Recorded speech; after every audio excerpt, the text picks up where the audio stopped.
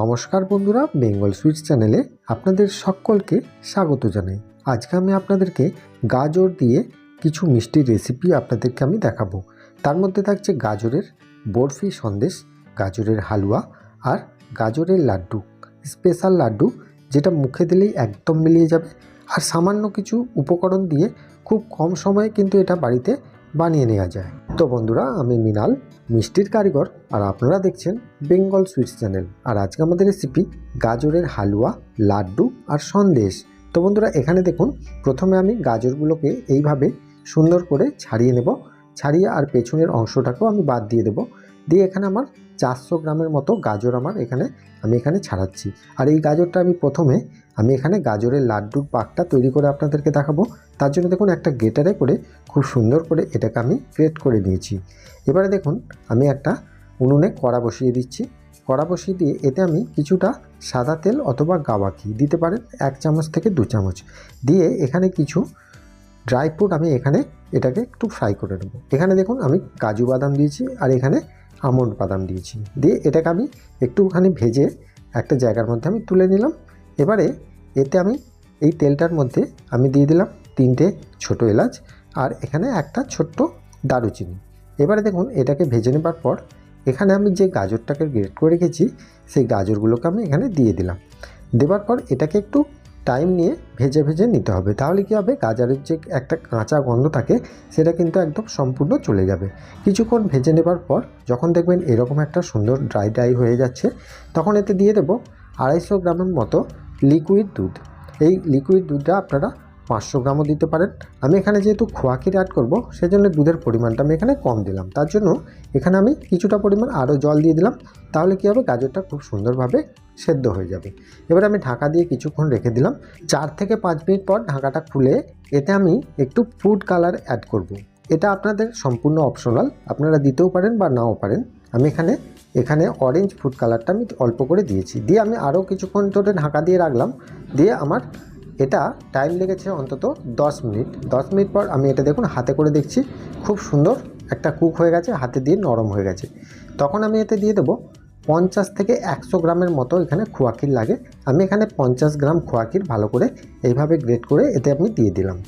দেওয়ার পর এটাকে একবার ভালো করে মিশিয়ে নেবার পর এতে আমি দেব অল্প পরিমাণে একটু গাওয়া ঘি, কারণ গাওয়া ঘির ফ্লেভারটা এতে লাগলে এটা খেতে কিন্তু খুবই ভালো লাগে। যেহেতু আমি এখানে সাদা তেলটা দিয়েছি প্রথমে, সেই জন্য এখানে গাওয়া ঘিটা দিলাম। এবার এখানে মিষ্টির জন্য আমি এখানে চিনি গুঁড়ো করে নিয়েছি। সাধারণত 200 গ্রামের মতো চিনিকে আমি গুঁড়ো করে নিয়েছি। এখানে স্বাদ মতো আপনারা দিতে পারেন, কম বেশি আপনাদের দিতে কোনো অসুবিধা নেই। এবারে এই চিনিটাকে দিয়েও আমি ভালো করে একবার মিশিয়ে নিলাম। মিশিয়ে নেওয়ার পর এতে আমি 2 পিস কালাকাঁদ নিয়েছি। মিষ্টির দোকান থেকে আপনারা কালাকাঁদ বা মিল্ক কেক এটা দিতে পারেন, তাহলে এতে টেস্টটা ভালো হয়।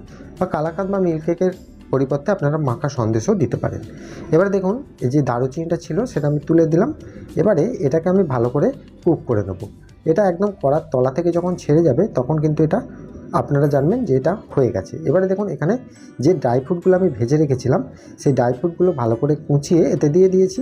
আর এখানে কিছুটা 10 টাকা দামের একটা গুঁড়ো দুধের প্যাকেট, আমুল দুধের প্যাকেট আমি এখানে দিয়ে দিলাম। এবারে এই সমস্ত উপকরণগুলো দিয়ে ভালো করে মিশিয়ে পাকটা তৈরি করে নিলাম। কড়ার তলা থেকে যখন ছেড়ে গেছে তখন এটাকে আমি একটা জায়গার মধ্যে রেখে দিলাম। এবারে যখন দ্বিতীয় পাকটা করব, সেটা হচ্ছে গাজরের সন্দেশটা। তার জন্য দেখুন, এখানে আমি 400 গ্রাম গাজরকে এরকম পিস করে কেটে আমি সিদ্ধ করে নিয়েছি।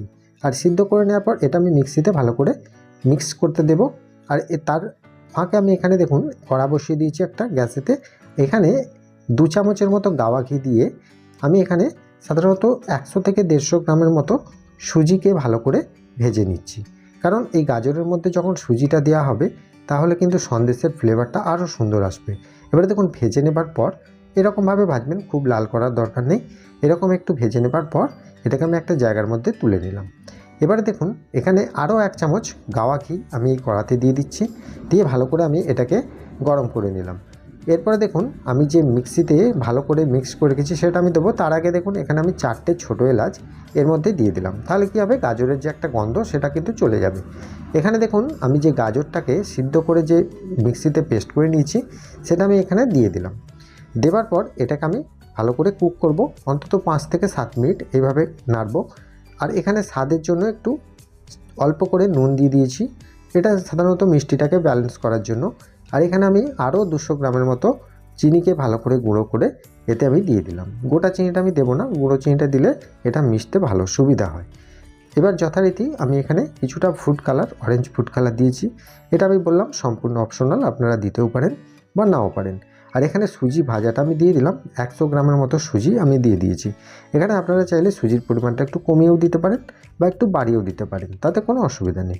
এবার দেখুন সুজিটা ভালো করে কুক করার জন্য আমি এতে কিছুটা পরিমাণ জল দিয়েছি। আপনারা চাইলে এখানে গাই দুধটাও দিতে পারেন, কারণ যেহেতু আমি এখানে খোয়া ক্ষীরটা অ্যাড করবো সেজন্য আমি এখানে দিয়ে দিলাম একটু জল দিয়ে ভালো করে এটা কুক করছি। তার মধ্যে আমি দিয়ে দিলাম 2 চামচের মতো গাওয়া ঘি।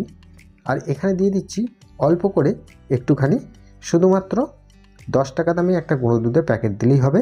আর এখানে 50 গ্রামের মতো খোয়া ক্ষীর ভালো করে চেলে এর মধ্যে দিয়ে দিতে হবে। দিলেই দেখবেন এই সন্দেশটা একদম পারফেক্টলি খুব সুন্দর একটা টেস্ট আসবে। এবারে এই সমস্ত উপকরণ ভালো করে মিশিয়ে নেবার পর এটাকে একদম পাক করে নিতে হবে। যখন দেখবেন কড়ার তলা থেকে এইভাবে ছেড়ে দিচ্ছে আর এক কাছে যখন দেখবেন দলা বেঁধে যাচ্ছে, তখনই বুঝবেন যে এই যে সুজি আর গাজরের যে সম্পূর্ণ সন্দেশটা এটা রেডি হয়ে গেছে। এবারে একটা পাত্র নেবেন এই ধরনের বা চৌকো ধরনের, দিয়ে এতে কিছু গাওয়া ঘি মিশিয়ে ভালো করে দিতে হবে। দিয়ে এর ওপরে গাজরের যে সন্দেশটা সেট করব, কারণ এটাকে পিস তৈরি করার জন্য এর ওপর দিয়ে ভালো করে আমি চেপে চেপে বসিয়ে দিচ্ছি। একটা চৌকো মডেল হিসাবে করলেও হবে বা এভাবে গোল করে নিলেও হবে। আপনাদের বাড়িতে যদি চৌকো কোনো পাত্র থাকে তাহলে কিন্তু আরও ভালো হবে। এবারে দেখুন এই প্লেটটাতে আমি সুন্দরভাবে সেট করে দিয়েছি। আর অবশ্যই নিচে কিন্তু গাওয়া ঘিটা দিতে ভুলবেন না। এবারে ভালো করে চেপে চেপে একটু বসিয়ে একটা শেপ তৈরি করে নিতে হবে। আর দেখুন এখানে কিছু ড্রাই ফ্রুট আমি যেগুলো ভেজে রেখেছিলাম প্রথমে, সেগুলোকে ভালো করে কুচিয়ে এর ওপর থেকে ছড়িয়ে দিয়ে ভালো করে হাতে করে চেপে চেপে বসিয়ে দেবেন। তাহলে কী হবে, ড্রাই ফ্রুটগুলো এর মধ্যে সেট হয়ে যাবে, নাহলে কিন্তু এগুলো খুলে যেতে পারে। এবারে দেখুন এগুলো সেট করে আমি রেখে দিলাম ঠান্ডা হতে। আর এটা যতক্ষণ ঠান্ডা হচ্ছে তার ফাঁকে আমি এখানে করে নিচ্ছি গাজরের যে হালুয়ার যে লাড্ডু। আর গাজরের হালুয়াটা এই যে পাকটা আমি করেছি একটু কড়া পাক, এটাকে যদি আপনারা একটু নরম পাকে রাখেন তাহলে গাজরের হালুয়া হয়ে যাবে। আর এখানে দেখুন একটু কড়া পাক করেছি যেহেতু লাড্ডু করব, তার জন্য দেখুন এখানে আমি কালাকাঁদ নিয়েছি। যে কালাকাঁদের রেসিপি আমি কিন্তু আমার ভিডিওতে আমি দিয়ে দিয়েছি, ওই কালাকাঁদের রেসিপিতে দেখে আপনারা কালাকাঁদ তৈরি করে নিতে পারেন, নাহলে কিন্তু আপনারা দোকান থেকে কিনে আনতে পারেন।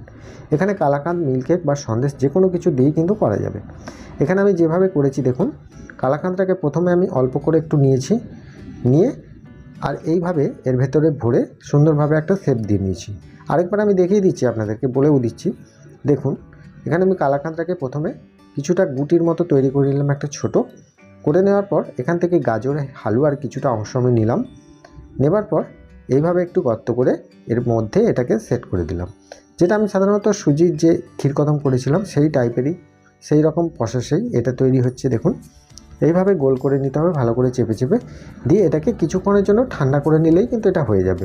আর এর সুন্দরভাবে লুকটাকে আরও ডেকোরেশন করার জন্য এখানে আপনারা কিশমিশ বসিয়ে দিতে পারেন বা পেস্তা বাদাম, এগুলো দিলে আরও দেখতে ভালো লাগে আর কি।